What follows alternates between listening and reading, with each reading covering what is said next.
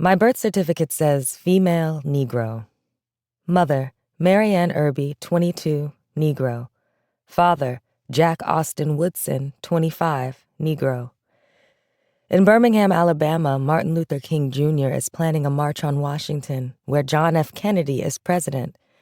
In Harlem, Malcolm X is standing on a soapbox talking about a revolution. Outside the window of University Hospital, snow is slowly falling. So much already covers this vast Ohio ground. In Montgomery, only 7 years have passed since Rosa Parks refused to give up her seat on a city bus. I am born brown-skinned, black-haired, and wide-eyed.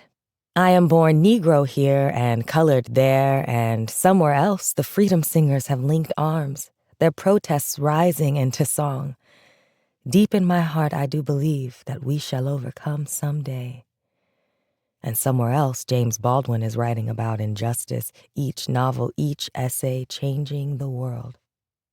I do not yet know who I'll be, what I'll say, how I'll say it. Not even 3 years have passed since a brown girl named Ruby Bridges walked into an all-white school. Armed guards surrounded her while hundreds of white people spat and called her names. She was 6 years old. I do not know if I'll be strong like Ruby. I do not know what the world will look like when I'm finally able to walk, speak, write.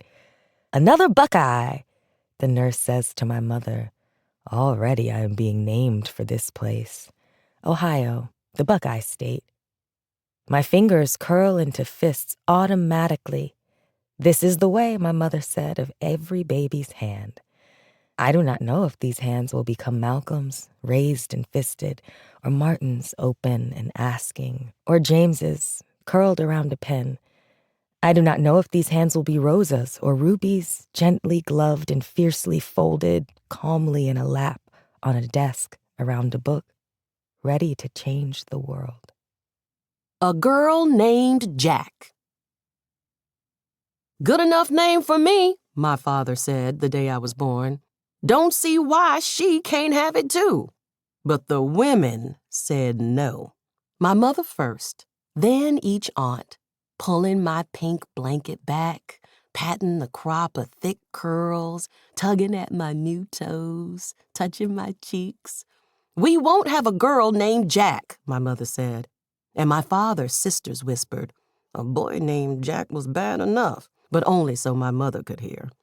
Name a girl Jack, my father said, and she can't help but grow up strong.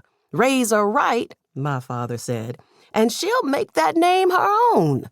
Name a girl Jack, and people will look at her twice, my father said. For no good reason but to ask if her parents were crazy, my mother said. And back and forth it went until I was Jackie. And my father left the hospital, man. My mother said to my aunt, hand me that pen. Wrote Jacqueline, where it asked for a name.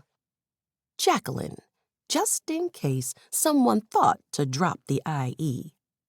Jacqueline, just in case I grew up and wanted something a little bit longer and further away from Jack.